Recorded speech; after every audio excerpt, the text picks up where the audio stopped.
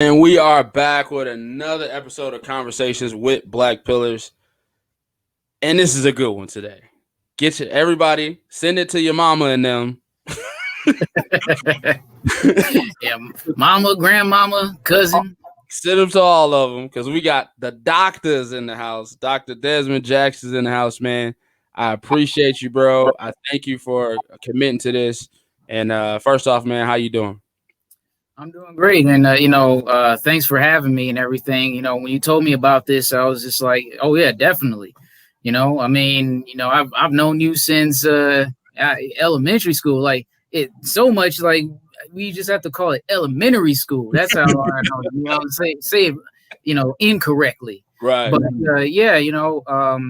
just to get some knowledge out there, get people to see, professionals and everything who look like them or sound like them, and get them motivated to, pursue whatever type of, professional career that they want to do. But particularly in the field of medicine, Most definitely.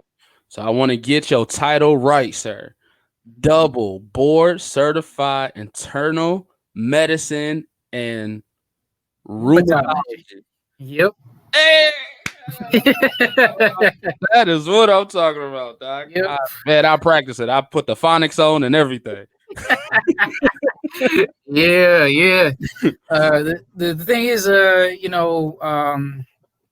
I'll go over like how the whole process is into that, but with like board certification, it's a tough process. But yeah, it's I like that title. That was my next question. Like, how does that make you feel? Because I know when we popped up, off camera, it was like Dr. Desmond Jackson. I was like, how does that, like, yeah, like, you know what I'm saying? How does that make you feel? Sometimes I'll be forgetting. I'm like, oh yeah, I'm a doctor. Like, I'll be like, wow, I can't believe that. Yeah, it's a long road. At first, you definitely feel like, like, why am I doing this? You know what I'm saying? Like, Mhm. I'm seeing my peers, out in the club and everything, and then I'm up here, asking somebody, they medication list at 2 a.m. or something like that. So, but as time goes on, especially, after all the training and everything is over with, then when you start actually practicing and being sort of like independent in a way with your thinking, you don't have to like present to, a supervisor, physician, and everything like that. Then it becomes like finally getting your groove and everything like that. So, it becomes worth it at the end. But during that process, All right, let's talk about the beginning of that process. And we talked about it a little bit before, but how did you know the medical field was in your future? What was the first spark of knowing that was the driving force? Well, I was exposed to the medical field at a young age. My father is a GI doctor, and I would kind of go with him to the hospital, but he would put me into sort of like the lounge area while he went to go like see what I now know was like a consult and everything like that. But so yeah, I was exposed to that, and I would play kind of like a physician type of thing, but I didn't know what that was at the time. It wasn't until like maybe around like high school, when I started to get into, physical fitness and just learning about the human body and everything like that, and trying to work out properly muscle skeletal system. Mm-hmm. And so I became interested, and I just also couldn't really see myself doing anything like else. My interests were drawing, and I was like, I don't know. I would have to like move probably to another state, but when it comes to art, it's very rare. I can't really do it consistently. Mm-hmm. It's only just like when I feel like it. So because of that, I was like, well, this is the pathway that I want to go with, is learning about the human body and everything like that. That's dope. Was your were your parents ever did they ever influence you to go that way, or was it always just whatever you wanted to do? It was whatever, they're pretty laid back about it. And then like my dad, which I kind of do the same philosophy. He kind of keeps, work at work and home type of thing. Mhm. So sometimes people would like hear that and be like, "What? You never really talk like about that?" I'm like, no, you just as soon as you come home, it's just like chill, relax. Right. So but yeah, there wasn't really like any pressure or anything where it's just like, come in my room. You doctor yet? All right, well then you come out when you a doctor. It ain't like that. Hey, little Desmond, what do you want to be when you grow up? He want to be a doctor. Yeah. Fire. Nope. You want to be a doctor. He want to Nope. be a doctor. Let me help you with that essay. No, scratch that out. Doctor. Well, shout out to Pops, man. That sounds like an atmosphere where it helped you grow into that. No, not a lot of pressure to follow in the footsteps, but you eventually moved towards that. How hard was that to stay focused, like in high school, and then going into college? Well, for me, when it came to uh, high school was pretty, like easy for me. um, I didn't really have too much of a difficulty, like as far as the, academic side of things. Hmm. Um, College was sort of the same way. I think what happened I kind of, would teach not necessarily like a class, but it was in med school, and there was like a parent event thing to, bring their kids, and I would give a lecture Hmm. about, and the title was like how to trick your kid to become a doctor type of thing. So, and I think one of the things that happened was at an early age, it was celebrated for me having good grades, Wow. and not necessarily like monetary celebration, but more so going out, and like my favorite place was like Red Lobster to go to and stuff, and so it'd be a celebration like that. And so we kind of just like put that, I guess you could say, positive reinforcement to just try to get good grades and to have confidence to that I am intelligent, and and so when you go through and have that kind of confidence, then high school is pretty straightforward, and then college can be pretty straightforward. There was it just required actual like more studying time, Right. but for the most part, I didn't really struggle that much. And then I was in a program that started out the summer before college, and it puts you in a field with like other students in like the medical field, Mm. and it was tailored to like go towards more PhD. But anyway, so like I developed a close group knit of friends, and we would help each other out, and it had upperclassmen who were also part of the organization. So they would have gone through a class, and then they would help us out with the we were going to go through that class, and so that wasn't too much of an issue. And I actually stayed on campus. I went to Wayne State University. The first year of commuting, it just didn't work for me. So I had to like actually stay on campus because I like the traffic driving in, Yeah. that just it made me feel tired and all that type of stuff. It wasn't until med school where I felt like an idiot. I mean, but it's programmed for that. Like literally, I mean, man, the amount of studying, the amount of information that you have to cram in your brain. I Wow. have like pictures like on my social media of like stacks of paper, like front and back of notes that you would have to like learn and stuff. Like it would be sometimes 600 pages that you have to like learn in like 2 weeks with an exam or something like that. So yeah, that I don't know if I'm going too fast. I don't want to get No, ahead of perfect. myself, but Yeah. yeah. So ultimately, the process though is, yeah, 4 years high school. Have a good GPA. You got to then do what's called community service, kind of make yourself look good for an interview process, Right. things like that. And then there's college, and it's I did 4 years at Wayne State University. Was that your first option? Did you want to stay in state, or was there any other option to go out of state? I was thinking about out of state, but then I'm like, it was that program that the summer before, Got you. because they had it was like they had called, and then they sent a letter saying that, hey, we want you to be a part of this program. And, I was like, yeah, and it's like, we'll pay you. I'm like, really? So it was like a summer like internship, a paid internship type of Oh, thing. And then it just like led into uh, Wayne State. And then also there was this presidential scholarship that you can apply for an interview process.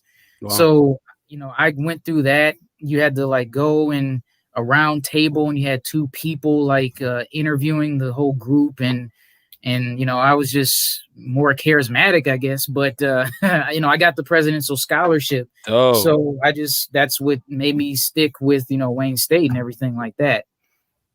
uh so yeah, 4 years of that. I did a bachelor's in science in biological sciences. Sometimes I joke around. It's like, yeah, it's BS and BS and BS.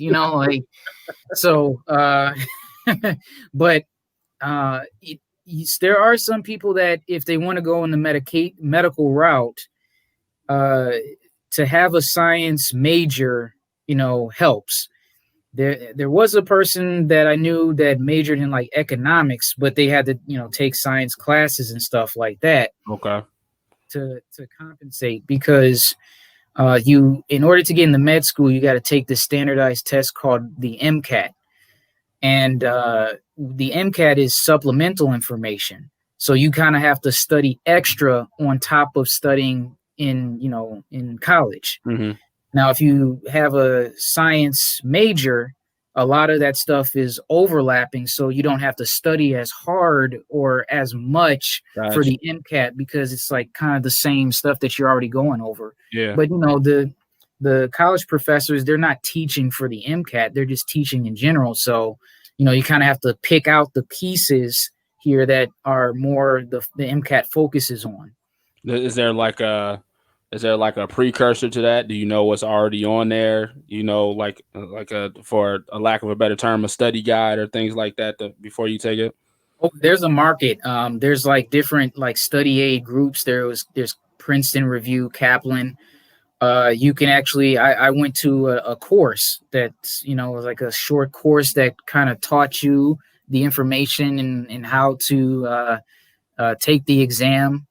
And then there is supplemental books that are both like Kaplan or Princeton Review, that you can buy. Like now, like bookstores are kind of closing down, but in the bookstores back then, like Barnes and Noble and things like that, they would be in the like study aid sections and stuff, and so you can purchase those and go over. Because with standardized testing, it's more there's the information that you need to know, Hmm. but it's also you have to study the exam, because it's how the test takers word the question, how they word the answer, what makes the question or the answers like wrong, and what makes these the one answer the most correct, or so it's all that. And that's a struggle that can happen when it comes to standardized testing, because if you don't really study the exam itself, it can really cause issues. And there are people like that can be not the best test takers. I admit I'm not really one of the best test takers, uh, and so that's why I have to actually put more effort in studying how the exam is written, questions and answers. The information wise is good, but you can know all the information, but if they word it in a way that's like, what the heck are you talking about? Intended to trip you up, intended Yeah, to trip you up. yeah, exactly. So you can learn all of this and know it, like you can teach it, but if I word it in a way where it just doesn't really like connect, Hmm. then you can still get the question wrong. So So basically, you've explained dedication to anybody who wants to be a doctor right now, and you ain't even halfway through right now. yeah, yeah. So yeah, that's so college first year. You're if you're in the biological sciences first year of college, the classes there are meant to purposely try to fail you. Mm, And so and weed out. They're not going to say that, but they get more money if you have to repeat classes and stuff like that. So a lot of people in like the majors and stuff, and there are some universities that even have like pre-med as a major, go in, and then you have these massive auditoriums, teaching biology, and then first exam comes, then you see some, empty seats. dwindle More of exam, yeah, dwindling down, and yeah. everything like that. So that's what the first year of college or university does. It tries to weed you out, and that's the most important year because that's how you establish your GPA. And if you establish a high GPA, it's harder to kind of go down. But if your GPA is poor from the get go, it's really hard to climb it up. Mm, So there's that, and then around second year, you have to start organizing your classes of how to fit in potentially doing supplemental studying for the MCAT. And then, like, I think it's like third year, around end of third year or beginning of fourth year, you take the MCAT, which again, you have to, it's a separate, you have to pay for it separately, wow. and you have to schedule it, in separately, because this is all independent to, college. This is all extra stuff that you got to do Right. on top of, making your resume kind of look good. So, doing community service type stuff, maybe presenting, posters of a science project, doing research, on top of that. And then you interview at different med schools, and so you got to schedule time for that. You got either you're going out of state for med schools, you interview for that. In-state med schools, you got to interview for that. Now, And is that the what you hear like on TV where they talk about matching and stuff like that? Once yeah, you yeah, finish med school and now you got to match to a match to a somewhere to continue studying. yeah. So yeah, with that's like after med school, like then you're matching into residency, and Gotcha. then I had to match into a specialty, which is rheumatology. So like after college, and you get accepted to med school, and everything is kind of okay, then first year hits you, and you get hit hard. uh, you know, I remember an exam would be like a 8 hour, day Oh, exam type of thing, and it would be like an every 4 week process. wow. Then second year it's every 2 weeks an exam, but it's not like 8 hours. It, Wow. it, it dwindles, but yeah, and then you're constantly studying. There's no other, You ain't 12, go home and be 16 like, hours. "Oh, Dad, you ain't tell me about this." Now, you didn't, you didn't say nothing about this, Pop. Come on, man. Yeah, I know. I was upset. I was like, what the heck? Like, what? Yeah, literally. I mean, and the post exam parties, those would be the funnest because you ain't never seen a party where people go hard other than med students after a post exam. I mean, it's crazy. You'd be like, man, he's gonna be in charge of people's lives, like but I ain't gonna try to Harold and Kumar. yeah, I ain't gonna try, get myself and others in trouble, but I'm just saying, them parties can be pretty fun. Um, but yeah, second year, and The way that it is the lectures, you can either go in the lectures and sit in lectures, or you can stream them. Mm. And I learned that eventually I can just stream the lectures, and you can play it at like twice the speed. So, I would play it at twice the speed, and then, go over the information from the notes. And then by the time I do that, the next lecture is already done. And then I would play that at twice the speed and everything like that. Wow. So, one of the biggest things to survive is you got to adapt your study habits. My study habits from high school and college did not suffice with medical school because it took too long. I used to just like do outline notes, write them down. Like, I would read the notes and then kind of write with outline and everything like that. Right. That just took too long. So in med school, I just had the notes were already there. I just had to keep rereading them, in Wow. repetition and then every time I reread, I kind of just picked up more bits of information, more and more as time went on. Wow. Yeah. That's dope, man. So he was like, "That's a lot of work." You Yeah. s- you look tired just going through that. Yeah, I know. And then I didn't even go over the standardized testing. So then after first year, like second year again is the same. So first year is sort of the fundamentals. Second year is sort of like the pathology. So when things go wrong, you learn about disease processes and stuff in general. Hmm. And then you got to take what's called like step one, which is a standardized test. That's like potentially an 8-hour exam. You got to go to some like a testing facility to get it done.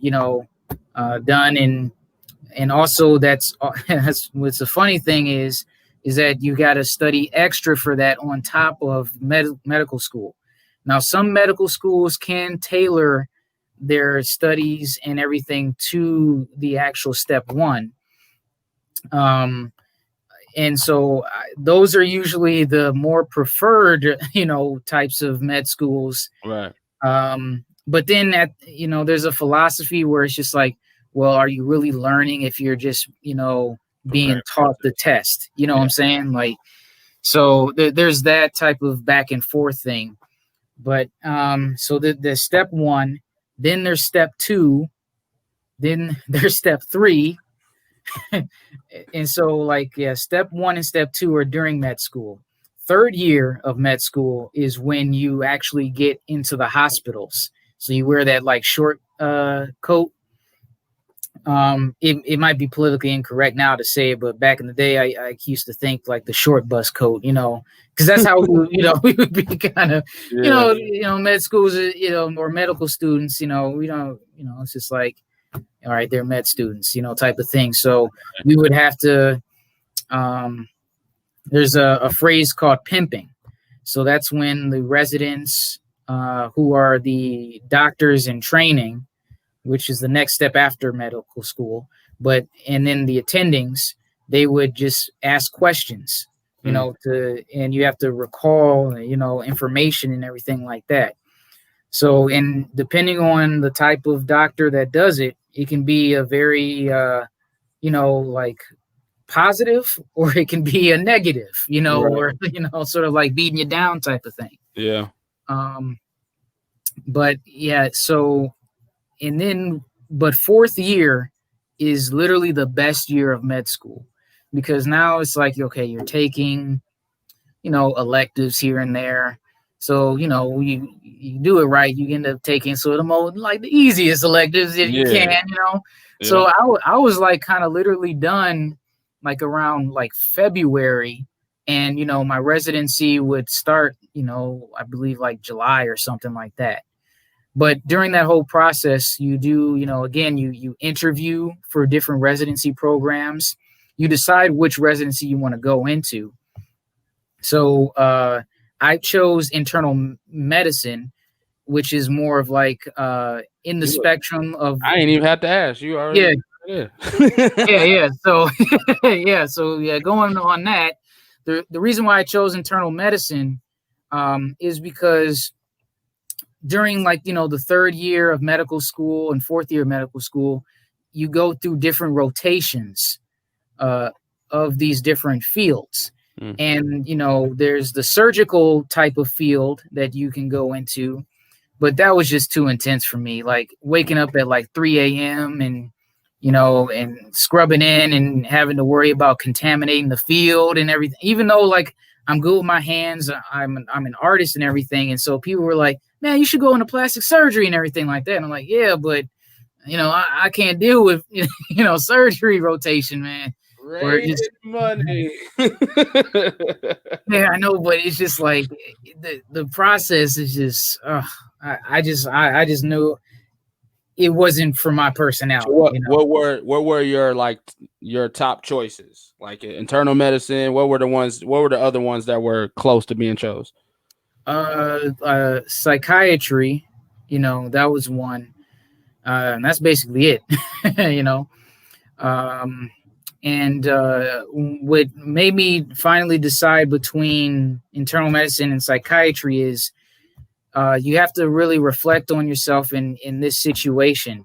If you see somebody that's like stumbling around, talking to themselves, you know, are you the type of person that would go up to them and try to see what's going on? Or would you the type of person be like Right, I right, realized that I was the person, that was the second person in a way. right. So if you're the first person, then maybe, you're in the field of psychiatry and everything like that. So, Mhm. I ended up going into internal medicine. There's also, there's family medicine, you know, a residency program and everything like that. But I chose internal medicine. Okay.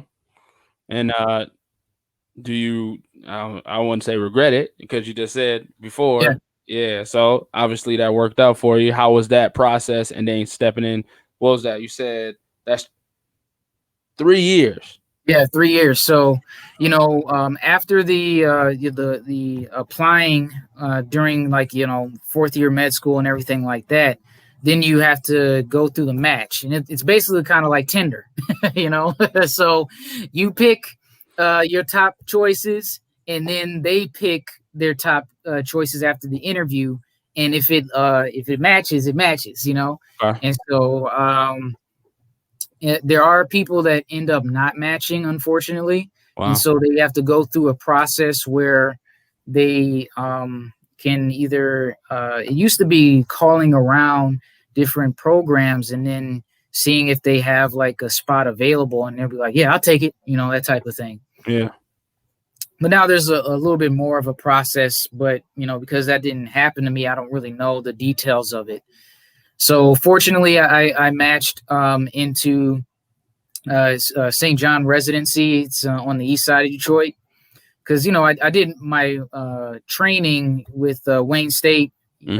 University School of Medicine, so I was more on the DMC side of things and the west side.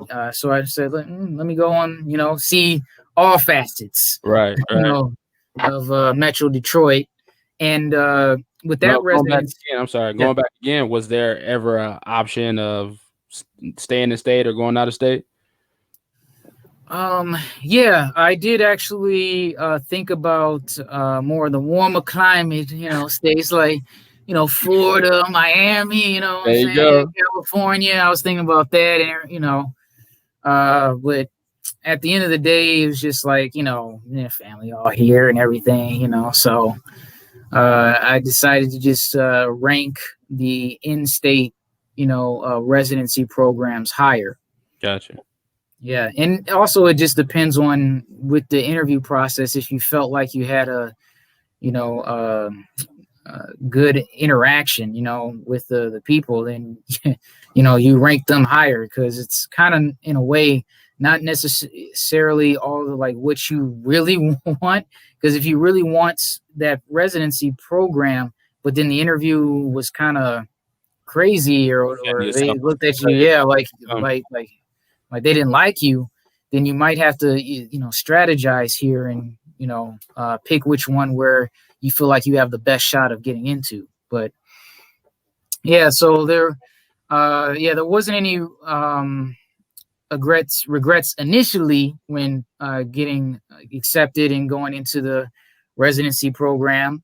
But then, I'll admit, with anybody, as you going through, it's rigorous within internal medicine, because the residency program that I picked, it was heavy with ICU Mm.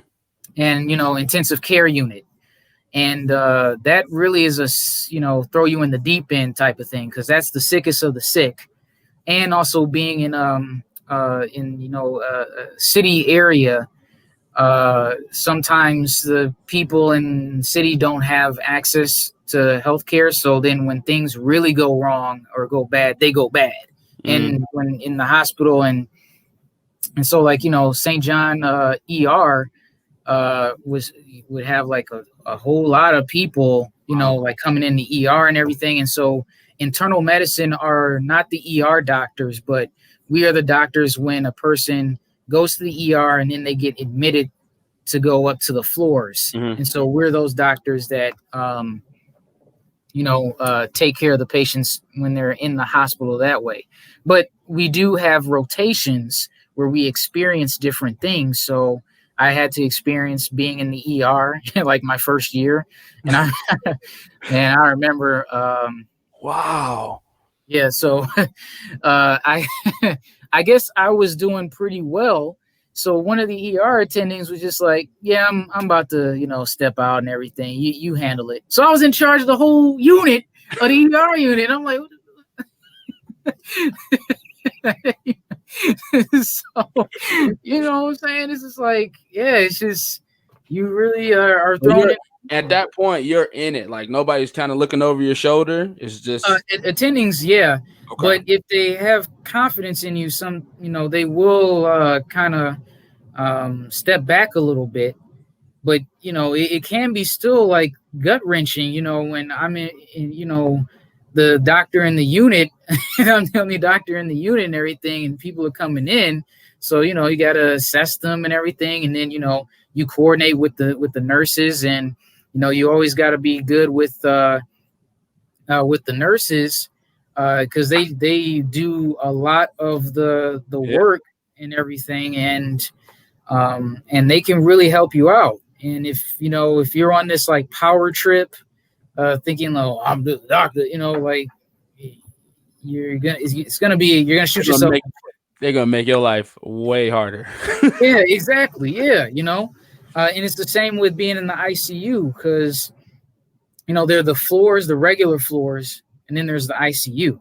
Hmm. And we would first year, we would have ICU rotations, and then floor rotations, and then ER rotation, things like that. And then second year, you then become in charge of the ICU in a way. So the attendings are around, but at night they're at home. And so so basically I'm in charge of the ICU, so I have to go and do ICU evaluations in the ER. So that's when the ER doctors are like, "Hey, we're wondering if this person is sick enough that needs to be in the ICU." So I got to make the decision, because the ICU beds are limited.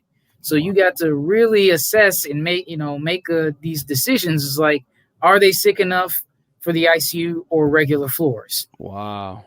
Yeah, and it'd be great. And then there's that. So ICU evals, and then there is codes on the floor. So you're in charge of that. You have to go to every code or rapid response where somebody's like crashing on the floor, and then you gotta be in the ICU. So there's two residents in a way where, like, one can be in charge of the cardiac ICU and one is in charge of the medical ICU. And Hmm. then you do have first years under you that can help out, and you assign them their own patients and stuff, and Just don't you mess have up, to, please. yeah, Just yeah, exactly. And during the time, like, we have to do procedures where we have to do central lines. So that's like putting, in their neck, like an IV line where they can get medications, Mhm. infused into them and everything. And that takes ultrasound. You got to look and make sure that you don't pierce their carotid artery, and you have to go for the vein instead. And you have to make sure it's all sterile. And if it's an emergency, like if somebody's coding and you have to do chest compressions, like one person's doing chest compressions, another person is trying to get that central line in, you Mhm. know, like in because the two kind of places you can do, um, it can be like the neck and the thigh area. There's some other places where like you can kind of go around, like the knee area, things like that. But so it can be stressful, very You in there stressful. working, doc. It Yeah, ain't all cupcakes and roses. You in there right. working. That's why it kind of is upsetting when I hear all these conspiracies about doctors trying to, like, so I gave up my 20s, doing studying 16 hours a day, having to do, rectal exams in the middle of the night just so I can have some conspiracy to make you wear a mask. Like, what in the world? I mean, so that's what's Gave up upsetting to me because, my 20s. That's a heavy statement. I gave up my 20s for this. You think I'm playing with you? So all of that too, like, what was your decompression? Like, what was your mental? Like, how did you not? I know you say your pops did a great job in not bringing that stuff home. yeah. How did you? How did you do the same, or is that still something you're navigating now? Well, with residency, it's kind of difficult because you're working 6 days out of the week, you know, um, for the most part, and it just depends. There's a cost schedule, so there's certain types of residency programs where um, you can do like every 3 days where you're like literally in the hospital all day. Hmm. And that's the whole kind of name that came about it. Like an intern is a first year resident. The reason why it's called like an intern is because it's like an internment camp. That's where it stems from. And then resident or residency is because you're a resident of the hospital. You live You in the live hospital. here. Yeah, that's how it is. So decompression was more so sleep. That's basically what it came down to. Uh, you know, uh, yeah, because that's basically in trying to maybe, watch, go to movies and stuff like that, and Right. you know, because like I remember, like remember when we would do like movie nights and everything like Yep. that. Uh, like we were in front of that Coney, like stuff, doing stuff like that, Yeah. like It's going you crazy. know, Yeah. yeah, that's what you can just do to kind of decompress. Um, So when was the transition to your specialty then? so yeah, after 3 years, the first year of residency, I decided to do step 3 really early. Um, so that was like halfway through my first year of residency.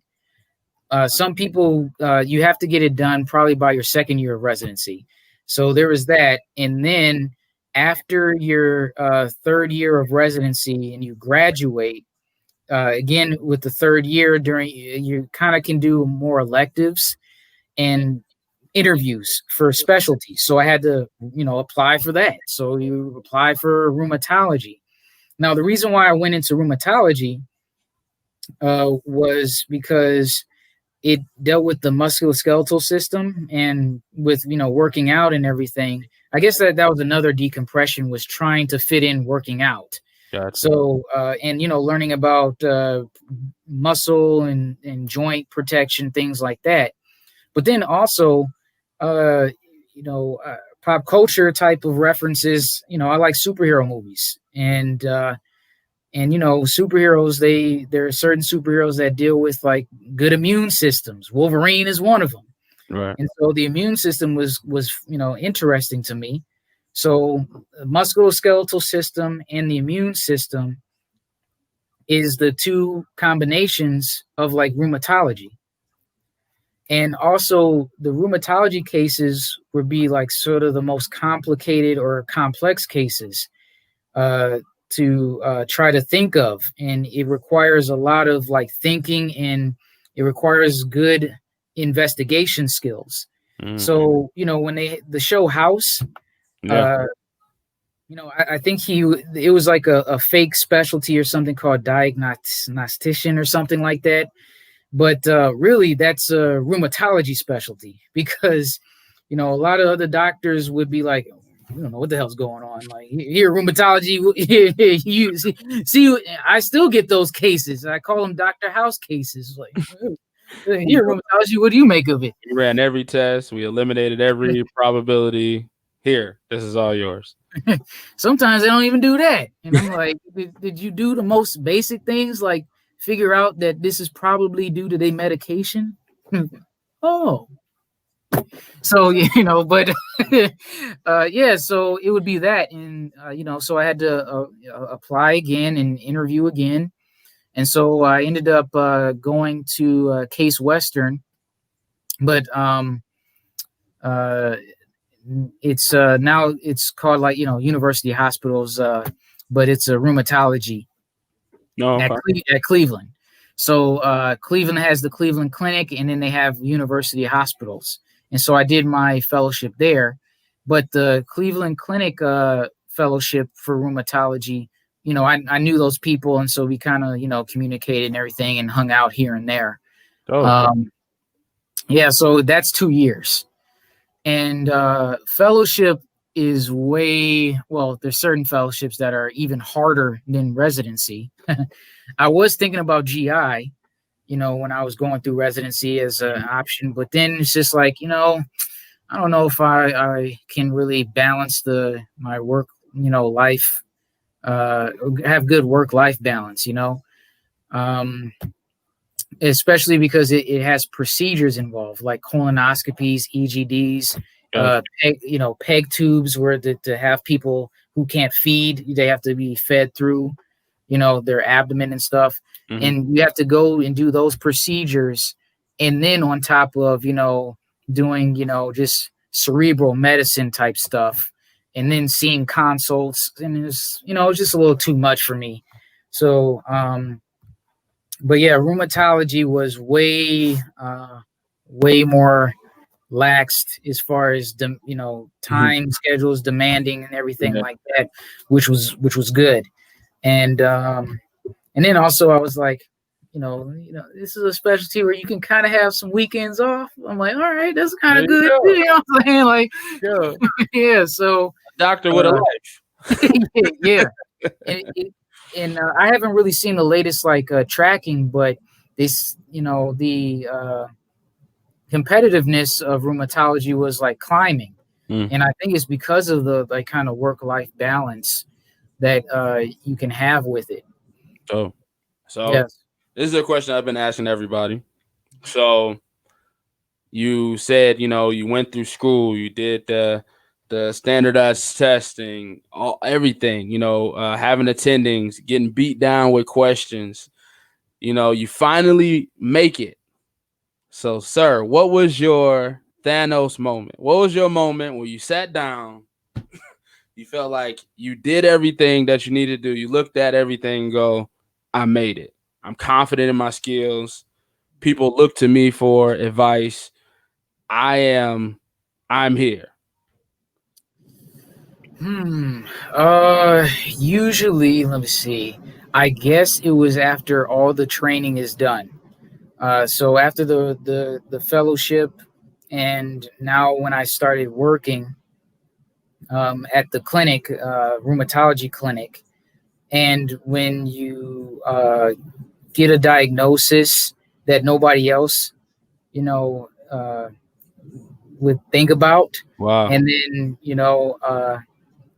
or I explain a person's pain in different ways where usually like some doctors would just think pain is pain, but there's different causes of pain, and I would literally outline all these causes. And sometimes it's not anything related to their immune system, and I'll get into like rheumatology, like what is that actually is. Hmm. But when I outline the others, all their sources of pain, I remember I had one lady like tearing up, crying, and she gave me a hug because it's like nobody else explained these things to her. Wow. And so it's things like that that is just like, all right, finally. And then I was gonna make a joke when you see that paycheck, That you know, but but too. no, yeah, that's the second part. But the main part is when can get a diagnosis that nobody else either thinks of or didn't even know, and then you put a patient on the right path, and finally they come through. I had a guy who was like in a wheelchair. He was like an older gentleman, and he was seen by all types of doctors in the hospital. Didn't know what the heck was going on. They thought it was like cardiac or something. I see him. I walk in, and like they look at me. You know, it might be a little bit of the skin issue. Some might be, but what I do get mostly is like, you look young. Yeah. And sometimes it's more of the young aspect. And so he was kind of looking at me like, oh, like another doctor. He's probably ain't gonna know what's going on with me. This is I figured it out. a Like snap. that was yeah. So I figured it out, and I was like, look, I'm gonna put you on this. And if you experience 80% improvement, that's what this is. He comes back, not in a wheelchair anymore. 80% improvement and everything. You did a healing, sir. Yeah, 80 to 90%. Like just walking and everything is like, oh my, like it's like night and day difference. Like Wow. after two days, and he had been like this for like months. Wow. He was contemplating, he was being depressed, contemplating, like he didn't have like active suicidal ideation, but he had that what's called passive, where he was like, if I died tomorrow, good riddance, like Hmm. it'll be a relief. That he had that type of like thought process. Wow. So yeah, so it's just stuff like that where you just like like, I'm Dr. House, but and I did less testing, Dang. so That's dope, bro. yeah. I mean, that's gotta feel good though. Yeah, That feel good. That's dope. yeah, definitely, and yeah, there've been plenty of those cases where you put it all together. This one lady, they kept thinking that maybe she had infection of her lungs, and she actually had an autoimmune attack of her lungs. Mm. And then I put her on the treatment plan, 90% better. Wow. And then I kind of read some of the other doctors' notes, and you're like, in hindsight, yeah, it was probably vasculitis. Like you know, and those things are uh, uh, you actually save a patient's life. Oh yeah. Because uh, when the immune system attacks the blood vessels, especially in the lungs, you need the lungs to breathe. So Yeah. she was like, on her way like out if this wasn't discovered. Wow. All right. Yeah, so it's stuff like that when you save their lives and everything, and go from there. That's dope. All right. Well, I want you to get through the rheumatology, and then we'll talk about the world landscape as it is right now and how to navigate through that. Yeah, so just real quickly with rheumatology, the way that I just explained it to patients is we're a specialty that mainly deals with the immune system. And our immune system is our cops and soldiers that protect us from viruses, bacteria, and everything. And a group of people, it can unfortunately either just be programmed to deliberately attack the home front by Mm. mistake, or it can just be like flared up potentially from an outside trigger or source and everything like that. So there is another specialty called allergy and immunology, where they deal with more of the immune system that is responding to allergic reactions or allergens. So there's overlap, but like asthma Yeah. and people that are allergic to pollen and stuff, they deal with that field, and that's a part of the immune system. There's a lot there. There's two separate, entities of the immune system, where there's the frontline soldiers, and then there's like the generals that like kind of remember who they fought before, and then they tell kind of the frontline soldiers like, hey, we just saw that mofo, like go get him again, that type of thing. So and with rheumatology though, in general, it's more so when the body itself is looked at as a foreign invader by mistake. Mm. So diseases like rheumatoid arthritis, psoriatic arthritis, lupus, sarcoidosis, like those type of disease processes. And then the other aspect of the musculoskeletal is sometimes there where your immune system just fires up, dealing with gout, like, which is crystals. They think that the those crystals are foreign invaders, and they attack the crystals. Um, and then there's certain, like, other musculoskeletal conditions that, some forms of osteoarthritis, which is just wear and tear of the joints. Hmm. Everybody's going to get that in some shape or form. It's just, that's the facts of life. As we get older, things just wear out. So there's that, and then there's bursas, where there's sacs of fluid that overlie a joint. They can kind of be inflamed. So just things like that, that rheumatology involves with. You know what? As you were talking, I was thinking you probably get a lot of text messages from family members. Yeah, yeah, a little bit, yeah, what I'm saying. Yeah, just trying to figure out like what's going on, and certain aches and pains here and there. Yeah. Because sometimes rheumatology is thought of as like pain management 2.0, because there's an actual pain management specialty. Mm. But there are autoimmune conditions that can present as like joint pain. So there are, a lot of times rheumatology isn't really that like well versed in the medical community. So when a person comes in and they're complaining about like joint pains and things like that, you know, uh, unless they're able to tell the difference between autoimmune type of joint pain and regular Like type where? of joint pain, Yeah. or a joint pain that's like maybe associated with sort of like mood conditions, because people with different moods like depression or anxiety, they can feel like more pain and everything like that Yeah. if Do they that. don't. Yeah. It's in the category of like central pain disorders. The major or the most well known is sort of like fibromyalgia. There's always been debate about is it real or not, but they're finding out that there are actual like brain changes with functional MRI testing. It just basically is like your brain is more hyper aware of sensations, Mm. and because normally our brain tries to tune things out, because we always cause like just micro damages here and there when we're Right. doing things, and our body repairs it, but our brain just kind of tunes things out here. But with people with fibromyalgia and things like that, it can they can pay attention to those like aches and pains more. So so I'd focus more on the autoimmune sources of pain, and so that's where I see these patients.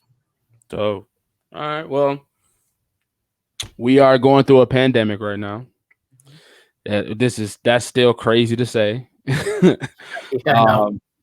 um, first off, before we get into what it is, we're definitely gonna dive into what it is. I want to know, how did you first hear of it? Like, when was the wave of information coming down, and how did you prepare yourself and your family if you heard about this earlier than it hit, the states? Well, just from the news, where because um, coronavirus is let me see how to explain this. Uh, SARS that happened like around the like 2002 2004 is a coronavirus as well. Hmm. And so the news played on, or gave information on that. And so then, when we were finding out early on about this, novel coronavirus, uh, around like Asia and, China specifically, then it's sort of like, okay, well, it's new and it most likely can spread.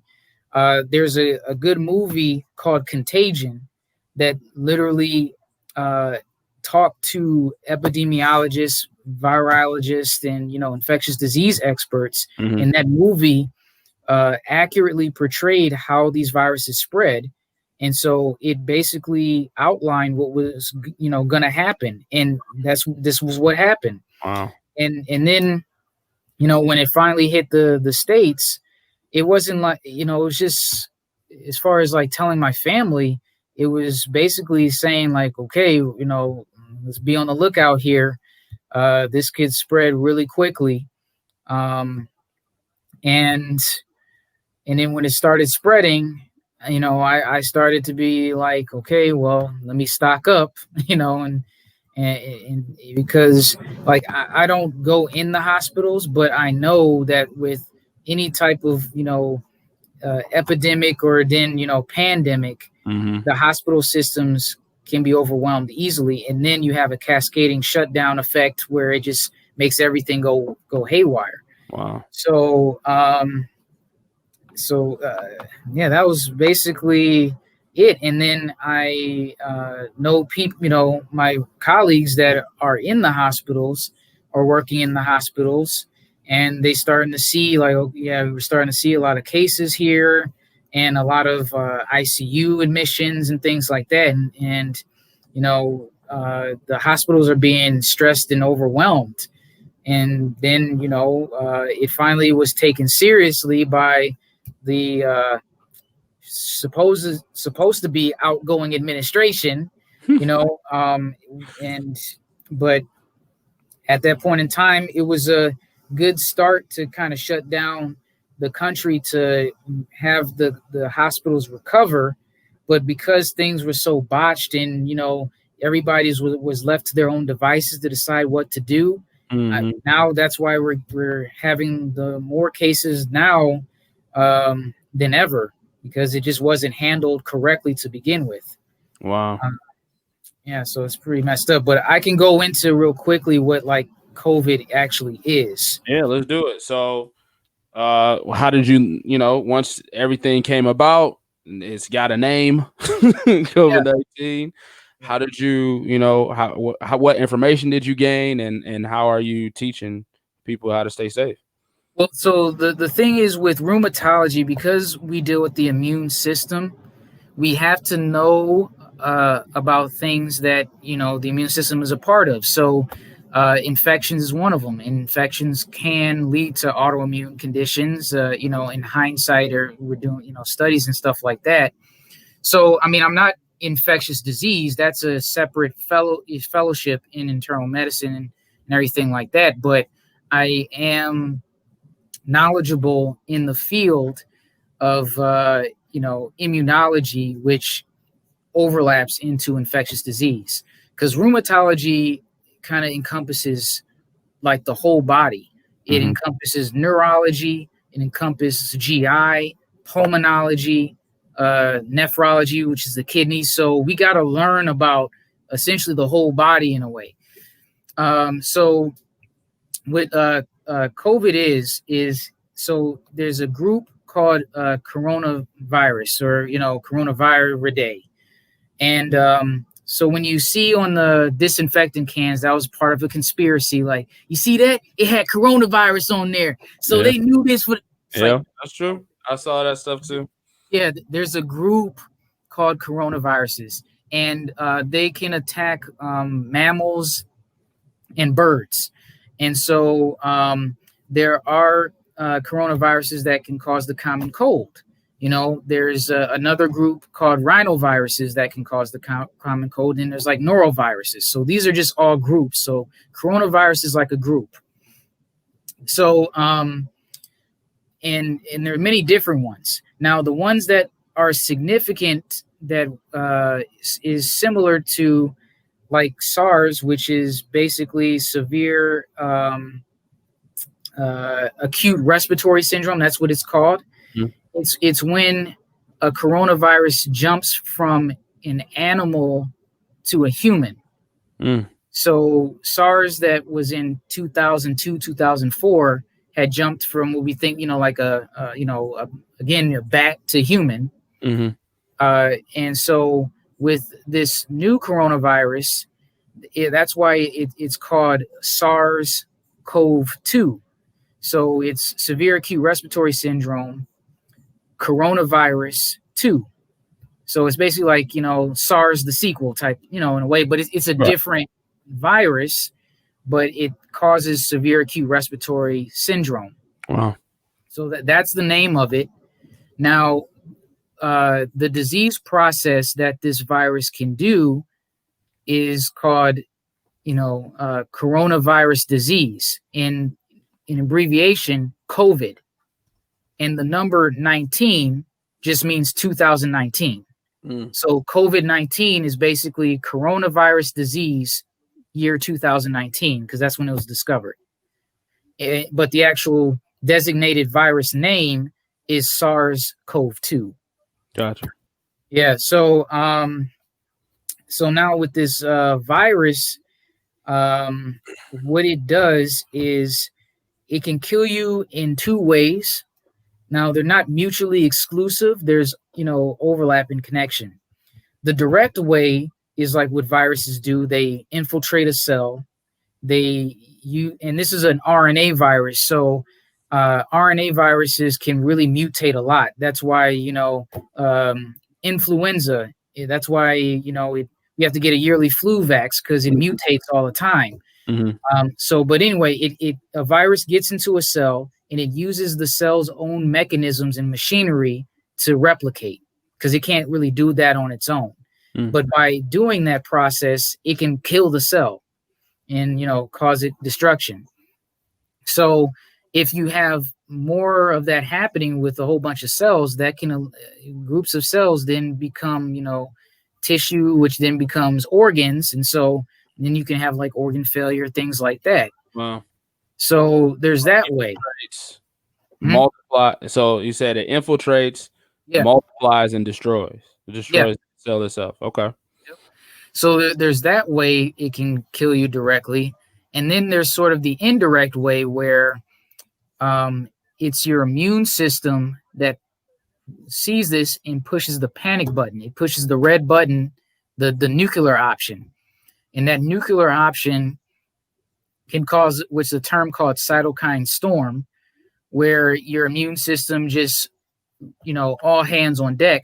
But the problem is that when your immune system overreacts and it causes runaway inflammation, that can cause a lot of fluid buildup, particularly like in the lungs, and Mm, that can also indirectly harm organs.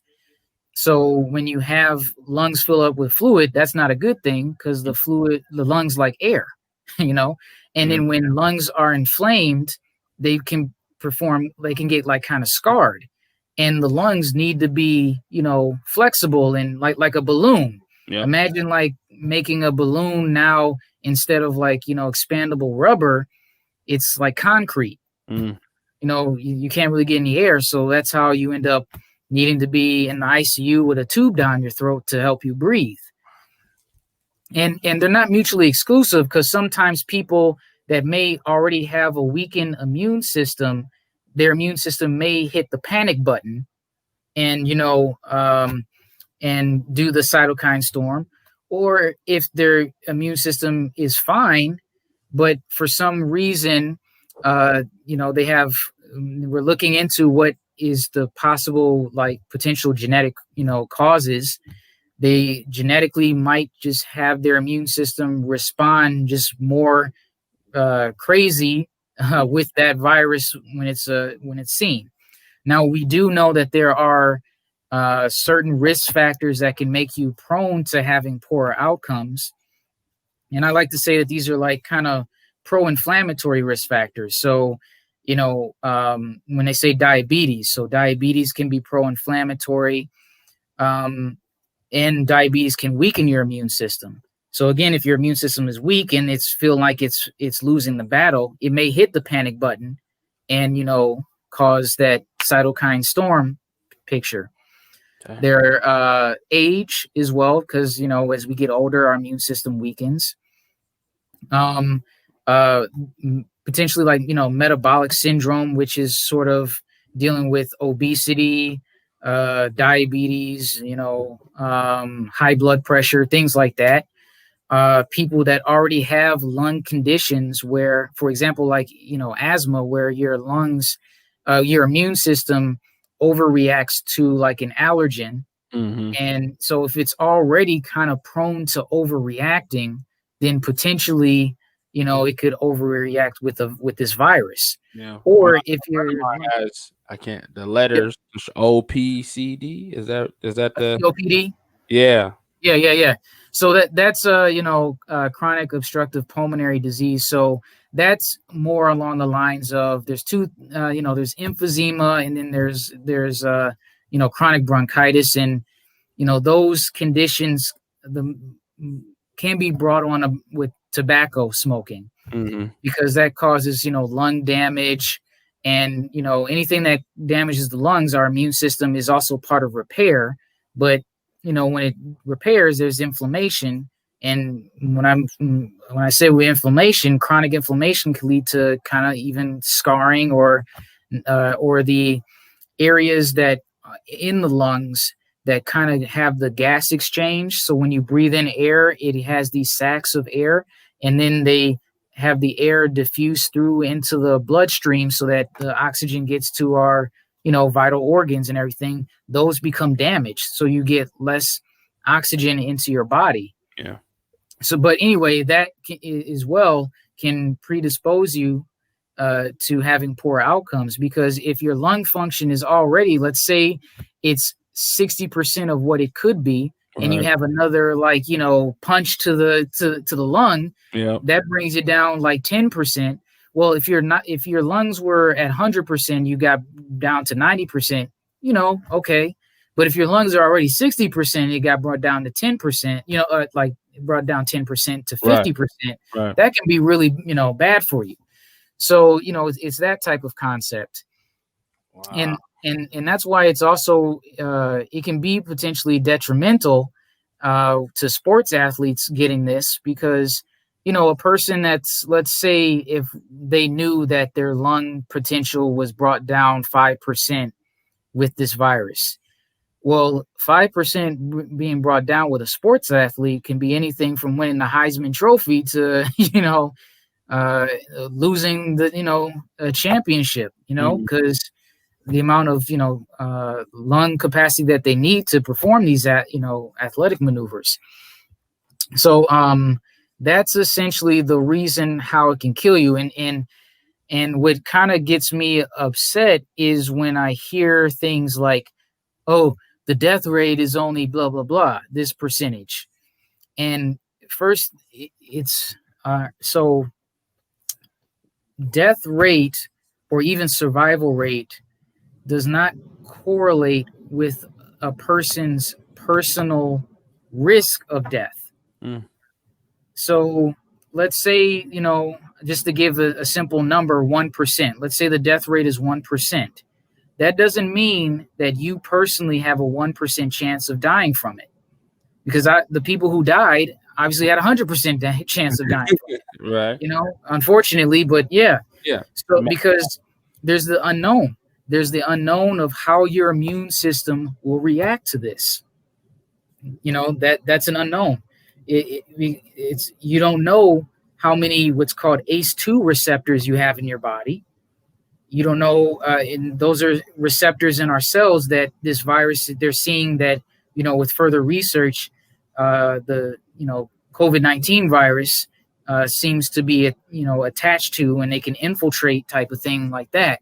So because there's that unknown, you know, it doesn't equal the, you know, your death rate and everything like that. But let's just say, for the sake of argument, you personally knew your risk of death, and let's say it was 1%. If you have a bag of Skittles, and if there's 100 Skittles in that bag, and I say one of those Skittles is laced with poison that will kill you, and I shuffle it around and then, like, hey, you know, take a pick. I mean, 99 of them won't, but would you still take that chance of picking the Skittle out and eating it? Right. I mean, there's some people that might say, yeah. And some I people mean, eat a whole bag of Skittles right now. They out here wilding. yeah, yeah. They were like, before I finish the sentence, what'd you say now? I said one of them was laced with poison, man. No.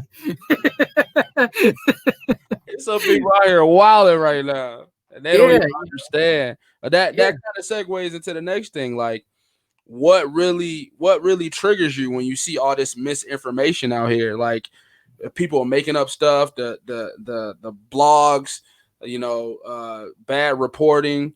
Like, yeah. you're on the front lines, you see this stuff every day. Somebody says, well, such and such told me if I do X, Y, and Z, I'll be fine.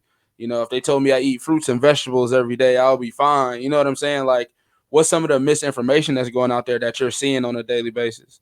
Well, some of it was stemmed from. I do feel like there needs to be some overhaul in education in general, particularly with the scientific method, because what goes against science is better science, and better science comes with more information gathered.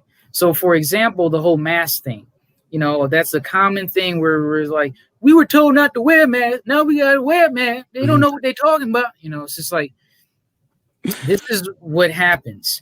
I'm going to segue, though, just to say, this is a simpler example here. Um, let's say somebody gets admitted who has an infection.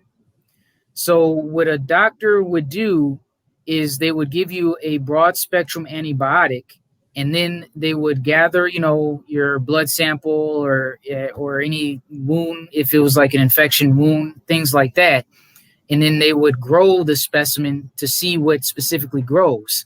Wow. But at first, you're put on an antibiotic that's like broad, to cover, the most common things that people get infected with. Hmm. So let's say it's antibiotic A, and then when the culture grows and it grows a specific thing where it responds to this specific antibiotic, and the doctor changes the antibiotic from antibiotic A to B, if the patient doesn't know, and if there's a failure of communication from that doctor to the patient, they're going to be like, man, this doctor put me on one antibiotic and then they changed me to another one. They don't know what they're doing. Mm. He's like, no, they know exactly what they're doing because they got more information, and they fine tuned the antibiotic and they changed it to a better antibiotic to more specifically target that, bacteria Right. or infection. But again, if there's poor communication from the doctor to the patient is just going to see, like, okay, I was on this one antibiotic and now they put me on another antibiotic. They don't know what to treat. Especially our community, man. We Yeah, already sketchy at all, yeah, especially the black male. We don't go to the doctor yeah. in the first place. So just for me to get to the doctor, I'm trying to find every reason to leave this joint.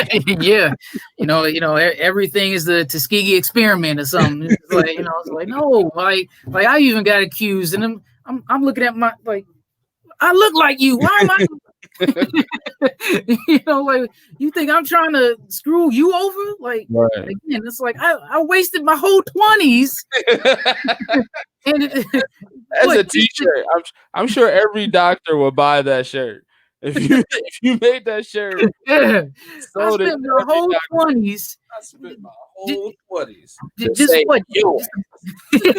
Yeah, just to be accused of trying to harm you, like, I could just buy a gun and shoot you. That's easier.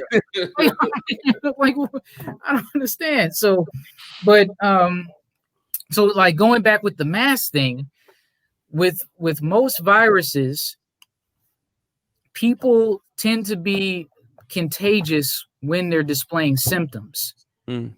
So with that, with this new virus, we're finding out that people are still contagious when they're asymptomatic. Yes. But back then, that wasn't really known.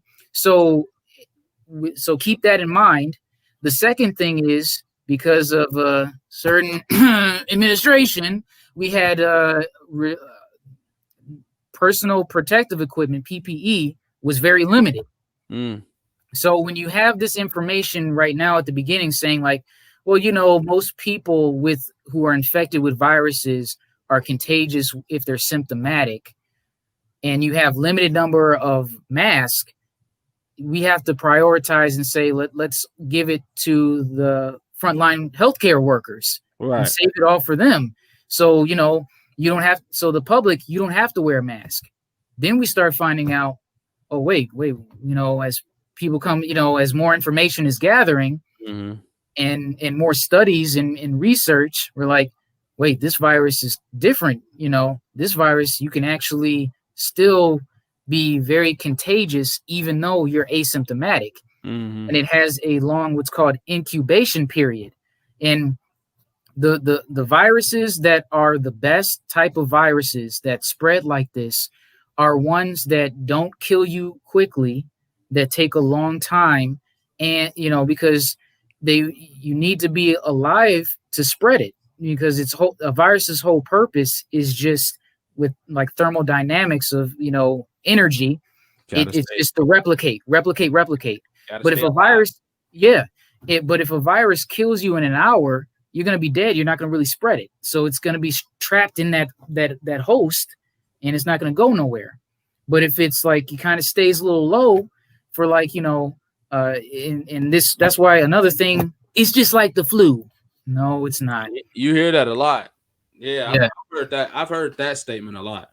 Yeah. And one of the things why it's not like the flu is its incubation period is longer, and it's more contagious, and it causes, you know, almost like in a way like more complicated course in hospitalizations and everything like that. Mm. So when now that we were faced with that new change of information, now it's like, oh, now everybody, we do need to wear a mask.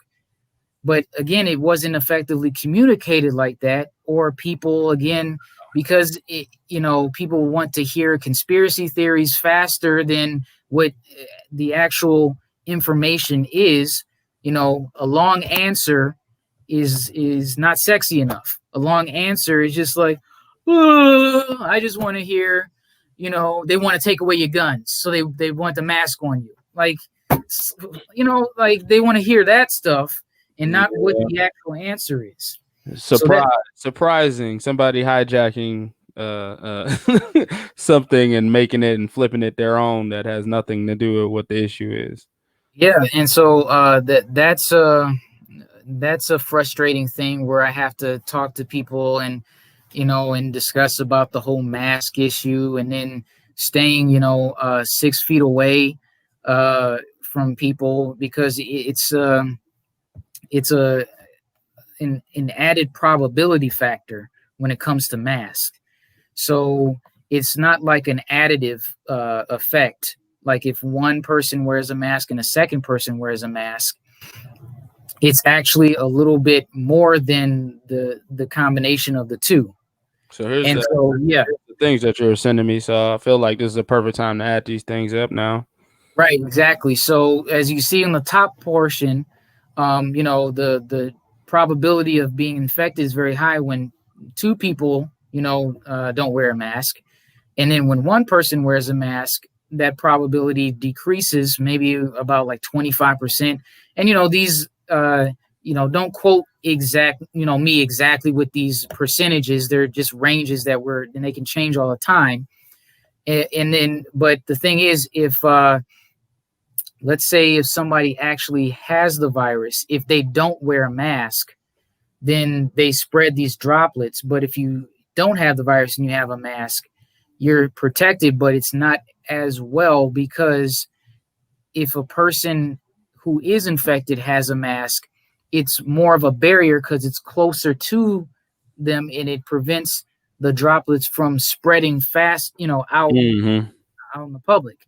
So that's why you can see from the second line compared to the third line, where the person in the second line is infected, but they don't have a mask, and the person in the third line um, is infected and they do have a mask. Now, that is compounded in the fourth line where both have masks, because now you have two barriers for the droplets to kind of get through. Mm-hmm. And it's like I said, it's not like an additive effect. It's more with like dealing with the mathematics of mask. It sort of becomes like a instead of like a 50% reduction, more like a 75% reduction in risk. Right. That You makes know, sense. One barrier versus two barriers. You know what I'm yeah, saying? Like it has to get through the infected person's mask to you, but if you're wearing a mask, that's a second obstacle. You know what I'm saying? right, yeah, exactly. Yeah, and then when you increase the distance, that's even better. And then when you're completely away from somebody, that's the best. Right. So, and you can actually see the spread of like these droplets. And now we're again with Trump's science. I hate to, no pun intended with that word, is better science. So now, when people are like, it's a conspiracy, they said it wasn't airborne now. So we're finding out that it's mainly droplets. And what droplets is like what the word states is, think of like a teardrop. So like when you cough, that's your saliva, it's a droplet, Yep. and the virus is in there. But at the same time, it could also linger in the air. So sort of like a kind of airborne type of effect can happen as well. Mm-hmm. And as you can see, as the progression goes on, when somebody sneezes, this is how it can spread. And if you are like, 6 to 8 feet away, it starts to, progress down due to gravity. Mm, And so it's less likely to hit your face the further you are away. gotcha. But the risk isn't 0% because there is still that aspect of it being a little, kind of in the air, staying in the air. Yeah, I never knew that. I never knew that it pushes it down due to gravity. Yep. Yeah. And the also the analogy with mask is the masks are like fences that are stacked on top of each other, Mm-hmm. but each fence is sort of like shifted just a little bit, from not totally aligned. So there's not like the hole to go like completely through. So like if you have one fence, uh, like an actual, just standard fence, um, wired fence, I guess, and Mm-hmm. then you put another fence behind it and then shift it just like a couple of inches to the left, Right. so it's not a perfect hole through, and you Right. keep doing that stacking. Well, then if you try to throw a tennis ball, which is a droplet, and let's say a bee is in that tennis ball, which is the virus, the tennis ball is less likely going to, Get get caught through. up. Yeah, Yeah. it's going to get caught up in the fences. And so we're finding out now again with some research is that there's different fences that are better than other fences. So for example, the N95s or KN95s, those are like kind of the higher standards, around like 95% can, to 98%, can filter. And then, there's like surgical mask, and and then the ones that are kind of the least effective are sort of like those like bandana ones that, that people tend to wear, or even like thin cloth type ones that people wear. But they're finding out that maybe if you add more layers, that is better than nothing. Right. Um, but even the just bandana in itself is still better than nothing. But it's not nearly as good as actually getting an actual medical mask to Right. wear. I remember So when it became a thing, those videos like if you can blow out a candle, You know what I'm Yeah. saying? With your mask, it's probably a pretty crappy mask. Yeah, exactly. Yeah, you can do that, or like hang like a piece of toilet paper. But like if you're moving your hand or anything like that, but to try to keep it steady, and if there's no like if you're in your room and there's no like air conditioning on and everything, and try to blow that, Mm. because I don't want people to burn down their house or something trying to light a match, and then and then set their mask on fire, like type of thing. Doctor Jackson told me I need to burn down my house. Yeah. Oh, yeah, and this is what I was this next picture is what I was referring to. This is the air sac in your lungs. And I guess if you're viewing it like how I'm viewing it, the left side is a normal air sac, and then the right side is when you have inflammation going on. And you can see that there's fluid that builds up, there's tons of cells, there's blockages of the blood vessels, where then less oxygen can actually diffuse down into the blood vessels. The little red squiggly things on the normal side are your red blood cells that carry oxygen. So they grab the oxygen from the actual like air sac, and Mm. then they carry it out. But if there's tons of inflammation, there's other cells around, it's difficult to do. So, where they say the person's pulse ox, where they, have that electrode on the finger and they can see the percentage of how much their blood is getting oxygenated, Yeah. that can decrease. And if it decreases below a certain level, then that compromises how your brain functions. And the brain can be a pretty, it's smart, but it can be stupid at the same time. When it gets attacked, it just kind of, All it hands doesn't on deck. We fight everything. it doesn't heal in a way. So like if the brain tissue becomes dead, it hardly ever really heals too much. Mm. Unlike like the liver, that can actually heal if it gets damaged. So if you don't get a lot of oxygen to your brain, you're not really going to function well. And then that can stop how you breathe as well, because if there's certain areas of the brain or brain stem, I guess to quote the water boy, the medulla oblongata, you know. But in a way, that it involves like a natural reflex to kind of breathe. So it's not like we're like consciously trying to breathe. It's automatic type of thing. But if Mhm. those areas are compromised, then that's less ability to breathe. If the muscle of the diaphragm, which is involved with breathing, is compromised, again, all these things can add up. And Yeah. that's how you can easily go from talking to having a tube shoved down your throat to help you breathe. Yeah. I like the another thing too is like people think like, okay, everybody just get it and get over with. You know what I'm saying? But people don't put in perspective the long term effects this stuff might have on you. Yeah. Like like you hear about the lungs not being able to properly heal. I saw an article, I didn't click on it, but it was like people are reporting like mental deficiencies and things like that after having COVID-19. So what's been your experience? Yeah. So let's see. Wanted to. What was the first thing that you said though? Because I want to go on to the topic about the chronic issue, but there was something that you said at first. Um, I think. Let me see. About people just saying let's go get it, or to Oh get yeah, it right. and get Yeah. it over Okay. with. Yeah. Yeah. So so let me address that.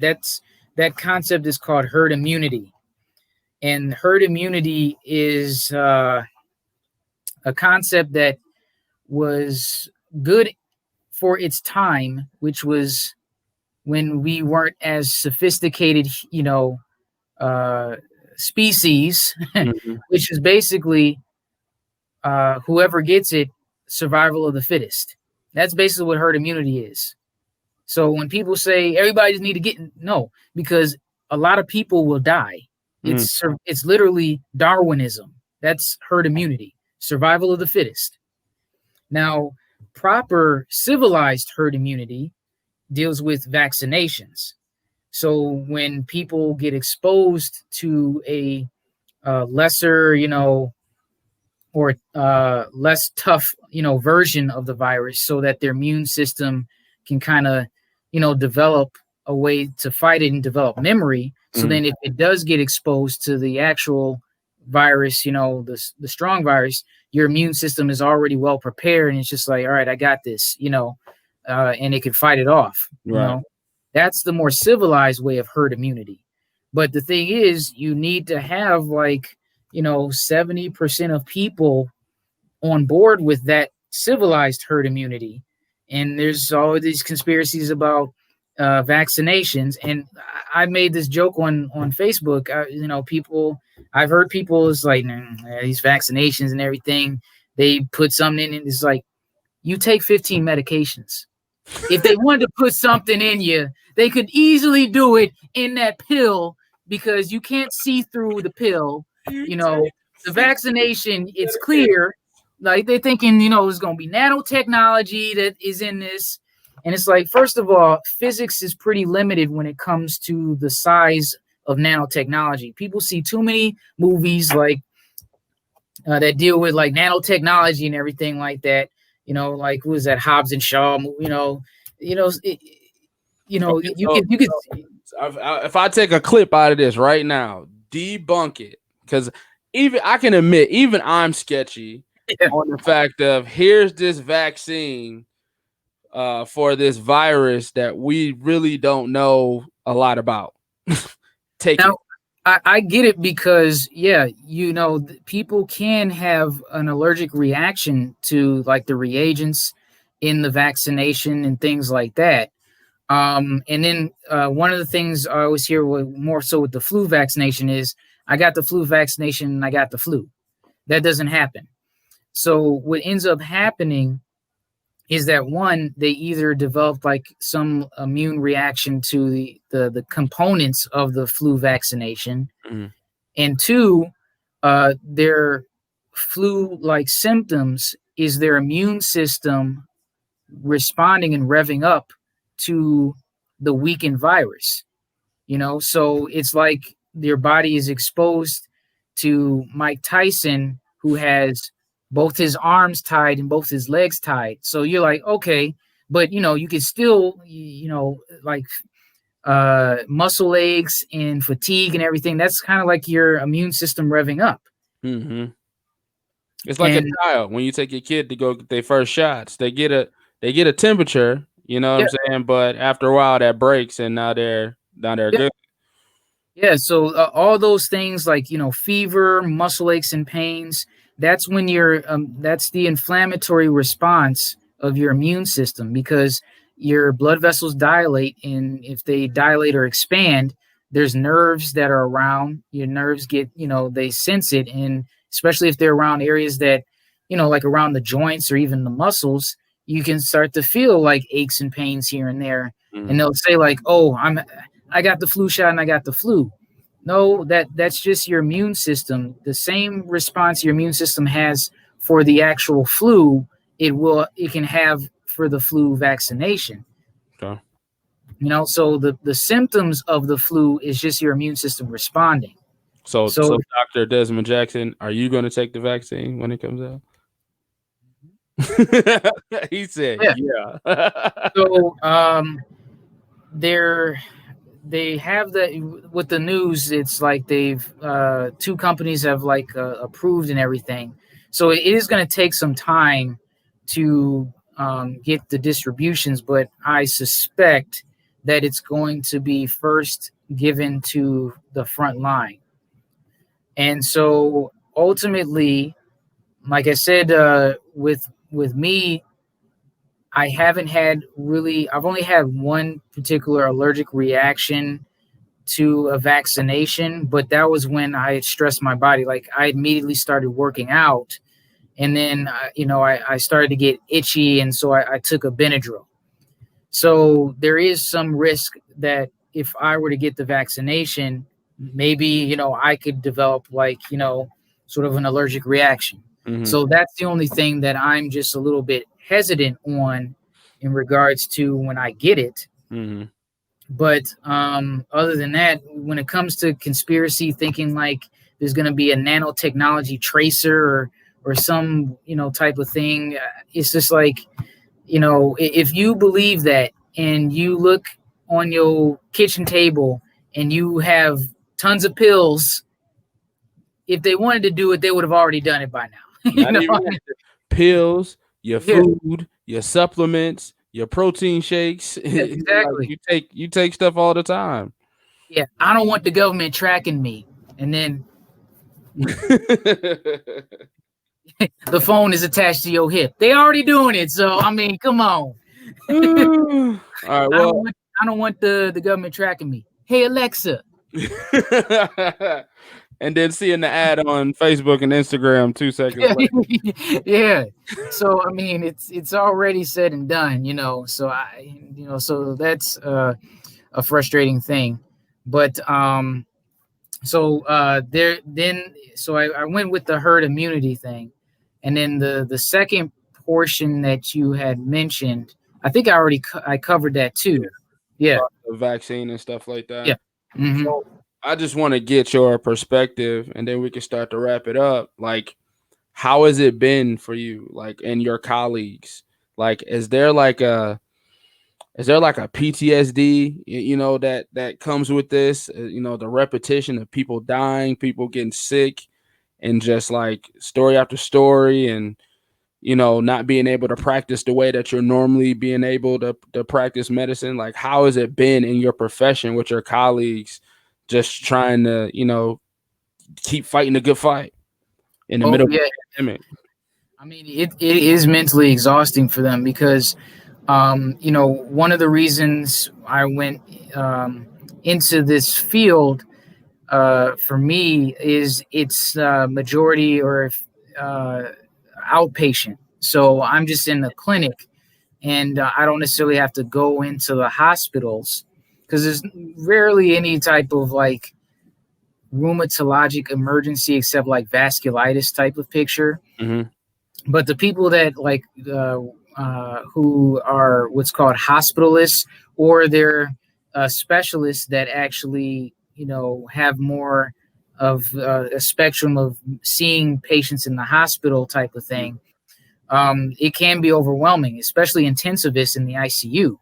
And then not only that, the nursing staff and the other, like nursing assistants and all that, that is very overwhelming because they are with the patients more than the doctors are. Right. In general, like Yeah.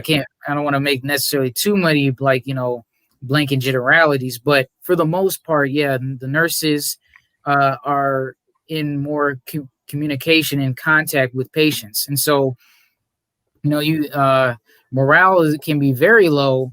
um, and some of my colleagues would post it saying like, yeah, take this seriously, like this.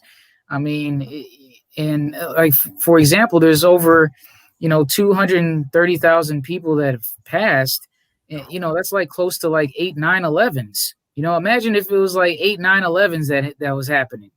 But because it's the enemy that you can't see, it's just like, oh, I'm straight. It's like, and it's just, and I want to go to the club, like, or I want to go to the restaurant, so, and it's like, okay, I mean, yeah, but this virus doesn't discriminate. It doesn't pick which.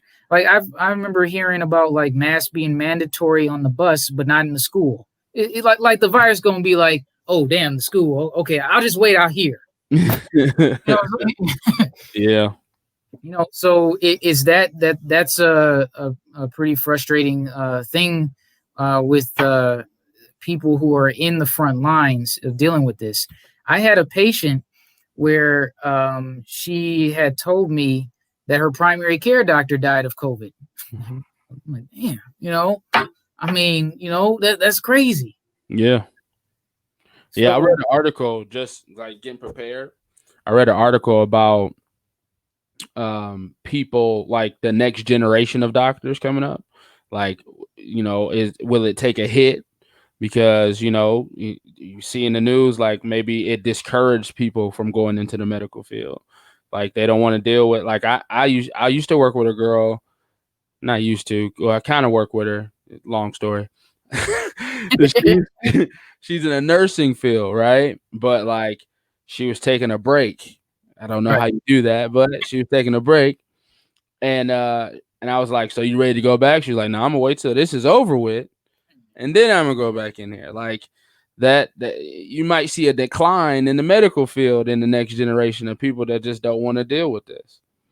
I mean, that's a possibility, especially now that the heroes work here signs are no longer around. Mm, It seemed like they forgot about us after a while. After it's just like, yeah, heroes work here. Wait, it's about the second month where I can't go to Applebee's. So I'm mad. These doctors don't know nothing. It's a conspiracy now. yeah, And that's another conspiracy was the whole compensation thing. If we put COVID-19 or something like, yeah, I'm gonna get an extra $50. I heard that No. too. I've heard that before.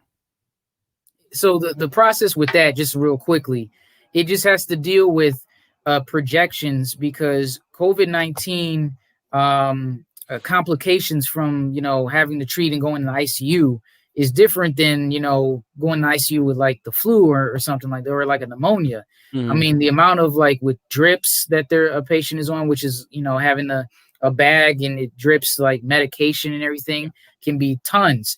There's like anticoagulation because they can get blood clots and have to get their legs amputated. So they have to be on blood thinners. They may have to be on pressors, which keeps their blood pressure elevated so they don't, tank. Because they have a tube down their throat, they can't really be on any like real pill chew or medication. So they have to be changed to like fluid type Wow. medications, and then the ICU monitoring the heart, lungs, doing chest x-rays, possibly CT scans, things like that. So all the in all the PPE, because when a nurse has to come into the room, and then come out, they have to like decontaminate and everything like that. And then if, they have to go back in. So there's a lot of materials that are being used. So there's projections on how much these things can potentially cost. Mm, And these things are then weighted when it comes down to getting the money needed for the hospitals to be compensated so that they have enough materials, supplies to keep people alive. right, right. It's not like how I just mentioned before, where it's just like, oh, let me write COVID-19 so I can get an extra, 100. Yeah. No, it's basically and you can't fake these things because, if you put like a COVID-19 diagnosis and there's no, things are electronic now. So there's a paper trail, but there's an electronic trail there. So, things, diagnoses have to be accurate here. So it's just a way in order for the hospitals to be covered so that they can get the necessary equipment, supplies, and personnel enough to save you so you Gotcha. don't die in the ICU. And also another thing Makes sense. is people with COVID are in the hospital potentially a lot longer than like if they were to have like the flu. Sometimes it can be like 21 days in the ICU. Mhm. There have been people where they've been in the hospital for 40 days, 40 plus days. All that there needs to be compensation in order to, Keep it going. yeah, keep the beds, you know, keep the lights on, keep the drugs coming in, to to save you essentially. Yeah, it makes sense. I mean, but you're the conspiracy theorists. They have it. I one last question because I did hear this too. Somebody was saying that the numbers may be. I don't know how they got to this. It was just like because like we were talking about the pre-existing things that people have, and then you get COVID.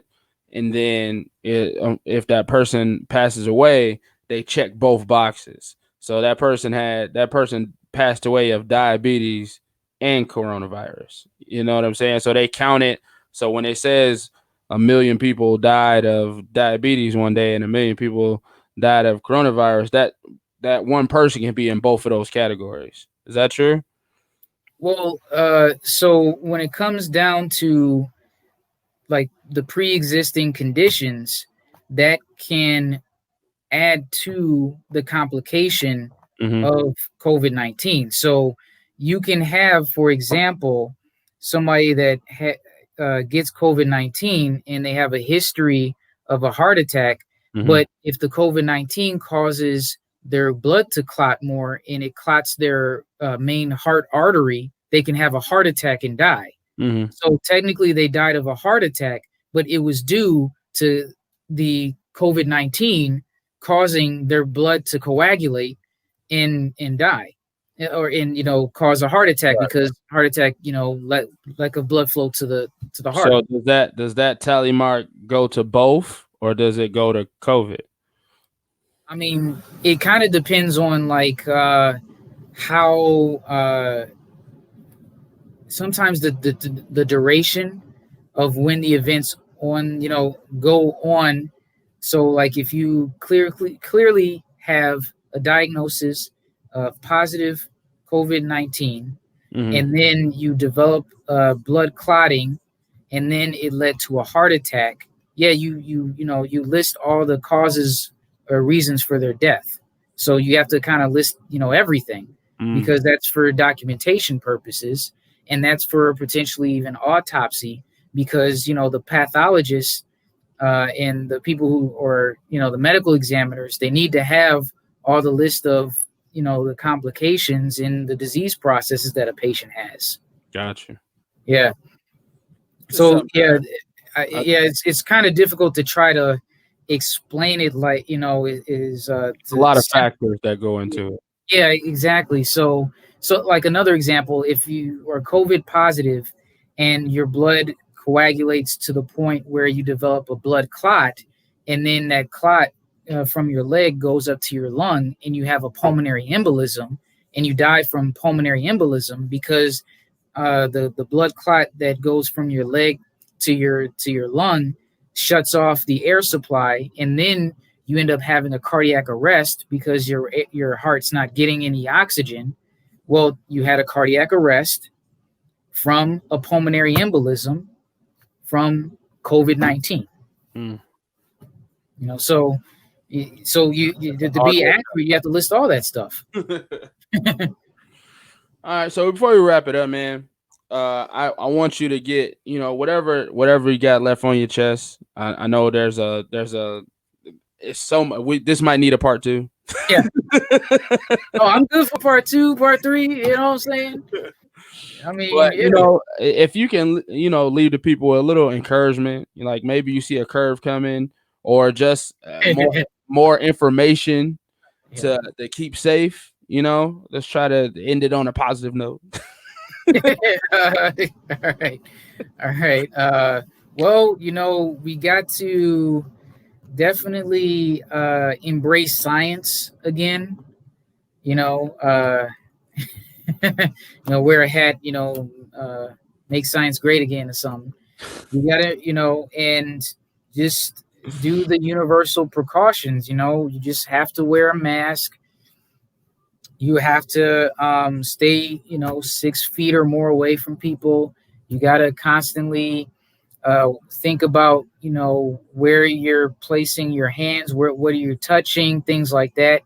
And you got to just treat everybody as like they have it and that you have it. And if everybody does that properly, it will go down the rates. Other countries have done this and it's Yeah. being shown. But America does have a history of being rebels, and you can't tell us what to do. Hmm. But you know again, we can't be like a stubborn pouty child here. We got to be grown adults, and grown adults listen to experts and listen to changing and updated information. That's how it is to be an educated person. You can have a particular, thought process or idea, but if new information comes to challenges that idea and gives you updated and better information, then you should go with that better information. So now the better information is masks work, they're effective. Staying 6 feet away works, it's effective. Constantly uh, practicing good hygiene works. So if we all do that, then 2021 could be better. Uh, would I say things are going to turn around at the beginning of 2021? It's not like when the ball drops, Corona's just going to be like, well, that's my time. Right. See ya. But you know, uh, I do think also that once we get this sophisticated herd immunity, which is vaccinations out there, that will also help. So the combination of everything, you have to attack it on all fronts. And if we do attack it on all fronts, then we'll get around this curve. But if we're constantly looking at and thinking about conspiracy theories and not doing what we can in our part, it's like saying uh, being on a beach and you drop a straw and you're just like, oh, it's just one straw. But if 30,000 people have that same mindset, now you have 30,000 straws on the beach. So this does, it's we're not just an individual here. When it comes to a pandemic, we're all like together, like it's a network, because that's how viruses function. They Yeah. function as a network. When you made that analogy, the first thing that popped into my mind is that people that don't want to wear a mask will probably be the first people to be like, a straw on the beach? Oh my God, save the turtle. Yep. Yeah, yeah. It's because of you. I got these paper straws, and I'm before coronavirus hit. I'm at the restaurants, and these things dissolving in my damn drink. Was worried about the wrong stuff. The wrong stuff. I won't wear a mask, but you know what? I hate these damn straws. Okay, turtles are suffering. Yep. Yeah. Exactly. Exactly. Yep. Yeah. Yeah. I mean, there are people that'll save a dog over a child. So I mean, it's like, not to you know uh, uh, get people who are animal rights or love Peter's coming animals. after you, man. It's, so Peter's I'm just coming after you. saying. His I'm IG is right here, Peter. There you go. yeah, I'm just saying that me personally, if I saw a child, I mean, if I literally can't save both, I would go for the child. That's all I'm saying. I understand, man. Yeah, but Listen, I would try to save both. so this is the part of the show that personally I love to do. At the end of the show, this is the part of the show that I like to call flowers, man. So this is me giving you your flowers while you're still here. People like to do it afterwards and talk about what a great guy this guy is. This is me giving you flowers, man. And my flower, I like to write it down so I don't miss nothing. One of my biggest flowers that I want to give to you, man, is just from the profession that you do for our community. You got a big heart, bro.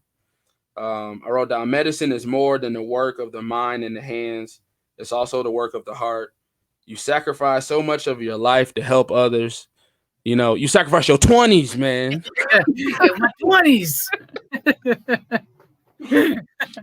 We appreciate the time and the commitment to your community, keeping us abreast of the situations, pushing the science, and keeping everybody educated. So thank you so much for what you do, and that's why we call you a black pillar, bro. I appreciate you, man. Thank you so much. Yeah, thanks for having me, man. And again, like I've known you for more than a decade, man, and been friends ever since. And so like it's a pleasure to help out and do whatever I can, for your success as well. So, we all in this together. So yeah, just any if you get any responses to this or any questions, again, I'm happy to do another podcast where, addressing people's questions and everything like that. So, or if you have any more questions, Oh, I'm gonna then have some questions. yeah, You should have told me that. Thank you. yeah, all right, cool. I'll be like your family, like, hey, my foot hurts. Yeah, What? yeah. I mean, yeah. You got my number, so like, yeah, just hit me up. I'm happy to help, I man. ain't gonna do that to you, but I appreciate it, man. Thank you so very much. Make sure you guys follow him. You see the IG down there. DM him any time of night. He'll answer. I don't know. I'll be like, new phone. Who this? No. This has been Desmond Jackson, man. MD. You see him. Board, double board certified internal medicine and rheumatology. This is the Black Pillars conversation. And we appreciate you guys. Make sure you like, subscribe to everything Black